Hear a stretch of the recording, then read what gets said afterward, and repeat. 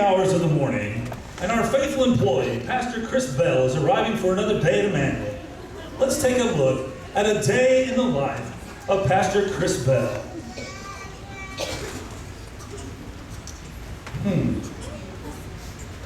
Something's not quite right. But whatever could it be?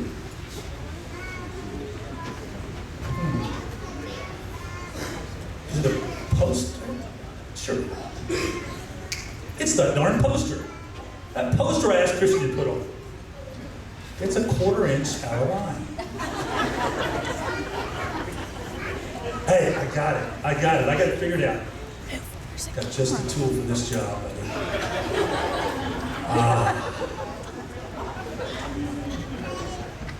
Yes, just a smidgen, a degree and a half will fix everything. Well, okay. God's perfect tool, a 7-foot level. After that slight correction, Chris makes his way to the office for his daily duties. And as always, before any work takes place, a quick adjustment of his books. He takes a few measurements of items on his desk, making sure that they are the appropriate distance apart. Wouldn't want to start work without a clean desk. And also, this makes sure that no one's been in my office since last night when I left. Okay, the books are straight. My nameplate's right in the middle of my desk. Something else. What? There it is. My lampshade. That's right. It's askew. Man, I can start work.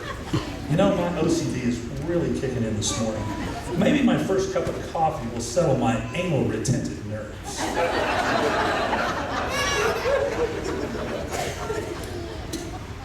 How many times do I have to remind that staff, when you drink the last cup of coffee, you're responsible for making the next pot? I bet Jackie Allen did this to me. He knows I do. This drives me crazy. Well, that and misaligned clipboards before you. There. That'll help. Man, I'm good. I'm really good. Oh well, it's better this way anyway, because no one can make coffee to the exact measurements around here. I need to get this water to the precise ounce. 1, 2, there it is. Just as Mrs. Folgers would make it. If she were here, God rest her soul. And I'm absolutely positive that 1 coffee ground too many will throw the whole coffee drinking experience off. So I'm going to get that just right. No, there it is. Oh, I feel much better.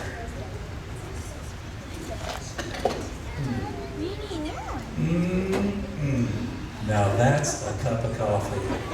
I'm good. Chris returns to his desk with one last alignment of his tools for the day and a coffee in hand, all at once.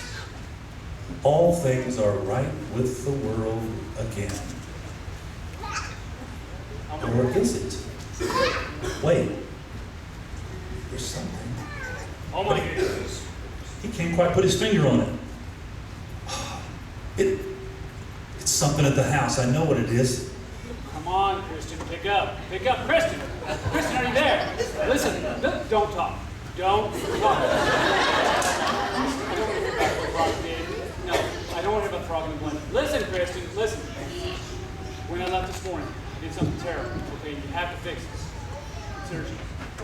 I left the towel laying on the floor. Yes, I know. Pick it up gently, fold it, place it on the towel rack. Yes. Okay. All right. I love you. I'll see you tonight. Thank you, baby. Oh, now my day can begin. Oh my goodness, it's almost time for Table Talk with Jackie Allen. Set change. That's the one. Welcome to Table Talk with Pastor Jackie Allen and Pastor Chris Bell.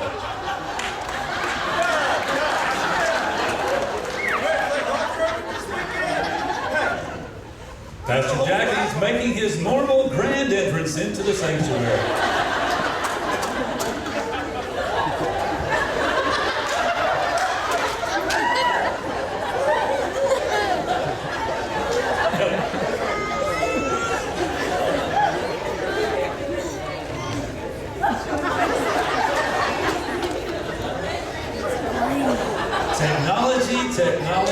Technology. Someday, Chris, you'll be a real pastor. Hey,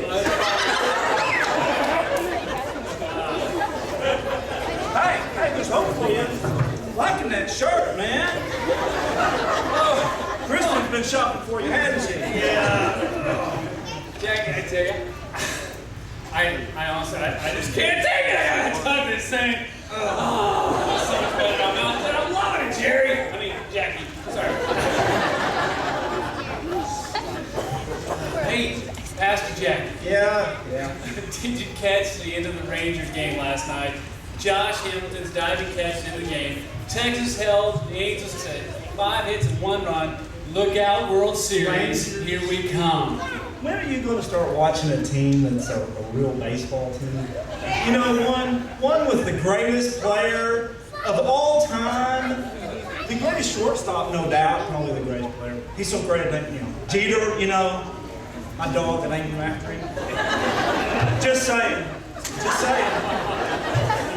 Hey, you know what I did this weekend? Been watching me some westerns. Been watching. I love good western. Yep. Did any of them have Randolph Scott in them? Randolph Scott! Hey, Pastor Chris, did everybody out there get a sheet for our table talk tonight? Did everybody, did we hand out the sheets? I'm not sure. Joe, could you hand out anybody that doesn't have one? Yeah, sure.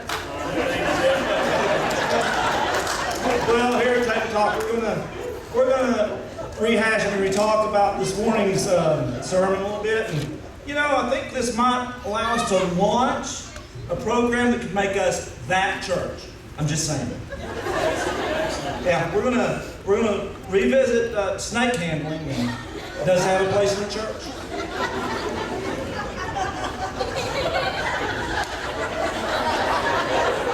Snakes. Yes. Excellent topic, and I think the first question that comes to mind is, would we as pastors be expected to handle the snakes? And if so, what kind? And in his latest book, Snakes Give Me the Shakes, that question is answered by Pastor Mark Driscoll. Okay, that's a good thought, Pastor Chris. Let's just saying that we ought to unpack the subject a little bit more and maybe launch into it a little bit deeper because we want to be that church. Just saying. That's all I'm saying. I love a good unpack and launch. Pastor Jackie, I think we first should ask ourselves this question. Are snakes biblical? Something died over there? What, did you somebody step on a cow? What happened? Chris? And the snake got tempted them in the Garden of Eden, and it's up to mankind for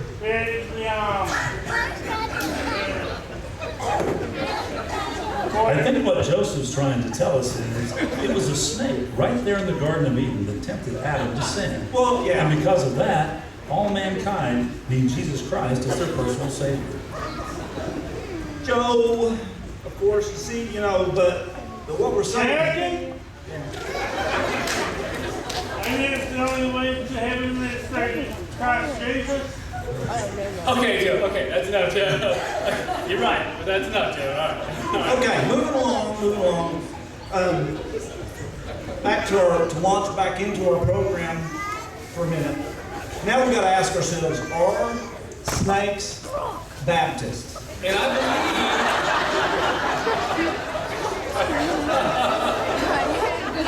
Hey, they might have been immersed. You know, they might be Snake the Baptist. believe John the Baptist, not John the Snake. Anyhow. John Snake the Baptist. Well, speaking Sounds of like a John, watchman. I think that John Piper answers that.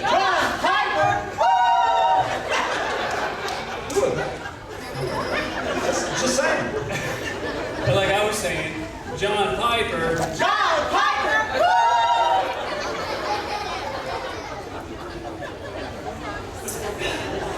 And I was saying, he answers that question in his latest series messages, Snakes, the house pet of the Antichrist. And you can find that book in our library if you want. It's very interesting reading. And lastly, Master Jackie, we need to determine if snakes are best.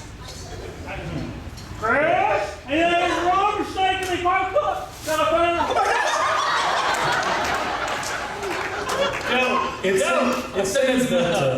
It seems that Joseph has found a rubber snake in the parking lot.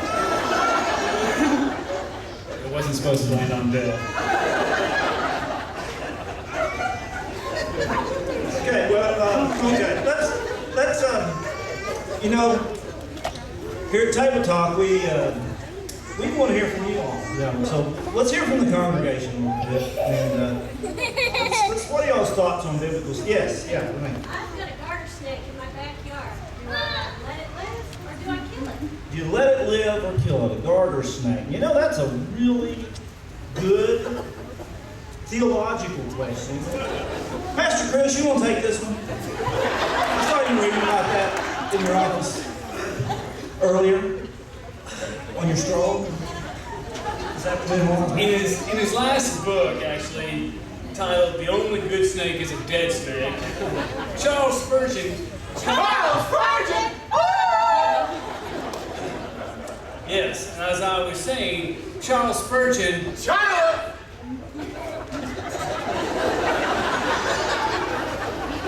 Charles Spurgeon was saying that he tells the only good snake is a dead snake, Pastor Jackie. Good, dead snake. Those are three words that belong in a sentence, I'm thinking. Just saying. Good, dead snake. I'm just saying. Just saying.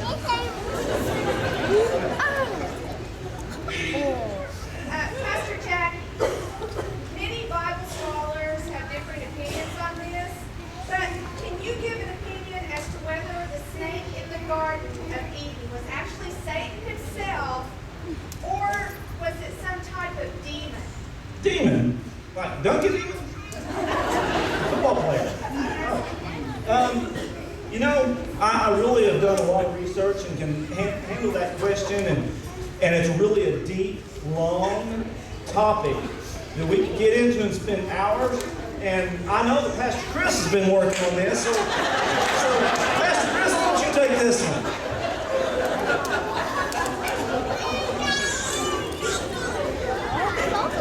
Demons. Yes. Any other questions? Yeah.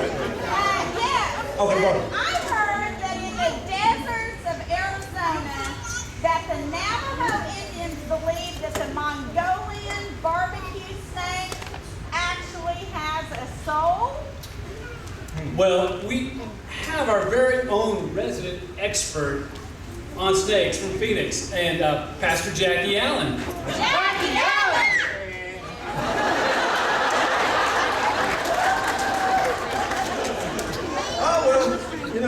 You're right. I am an expert on snakes from Phoenix. They inhabit a lot of the golf courses out there, and they add a whole new word to the term hazard. And I could probably delve into that topic for hours. But Pastor Chris, I think you've been researching the Phoenix snakes, and why don't you take this one, Pastor Chris? I don't want to take up all your time. Nah. Okay. Well, let's move on. Let's move right along. I know that you've been planning a mission trip. Like I hear you're eating lots of pizza, getting ready to go to Italy, getting all conditioned for that, and spaghetti, going to Napoli's and like that. I think we got some slides of your trip. Brian, we got some slides of those trips? Okay, here we go. Oh. There we go. Yes, you're right, Pastor Jackie. Looks like a booty. It does look like a booty. Just saying. Just saying, it looks like a booty. Just saying. Kristen and I and several other team members will be departing for Italy this fall. Launching. Launching. Launching We're going to launch. Okay. Because we want to be that church. And That church in Italy. keeping it real, you know. That Italian church. We're going to pack it over there. And the country looks like a booty. That's correct. But Brian, can you show us some pictures of some of the countryside there? There's one of the places we'll be going, and Brian, the slide's crooked. Can you fix that?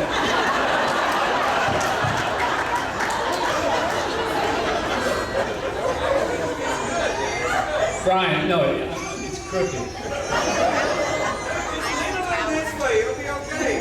That's the leaning tower piece, Chris. That's the leaning tower piece. It's crooked. I'm not thinking I can do this trip after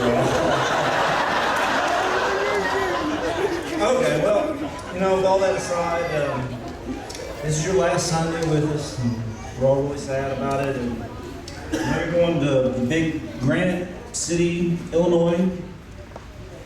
And I understand that this is a church that can really use some of your obsessive compulsive, your organizational skills. Y'all haven't even seen a photo of this place. Really? Just saying, you're not going to show me a photo? Brian, I think we've got some photos there. Can you pull them up? Yeah, this is the actual church here. I think you can see why they're needing my organizational skills there. There's a lot of It looks better with my glasses off. Yeah, mine too. Yeah. There's a lot of work to be done, and Kristen's going to be helping me side by side. How about the next one, Brian? Oh, yes, there's the That looks like my neighbor's house. We're looking forward to satellite TV, though. We've got excellent reception there. That's good. 3 dishes in there. Brian, I think that was all the slides, wasn't it? Yes. Yeah, that's where we're going. Well, you know what? I can see now how badly that church needs you, and you just need to go quickly and with our blessings. And now it's time for our friends to say farewell. So as they hug, maybe shake hands, and skip off into the sunset together.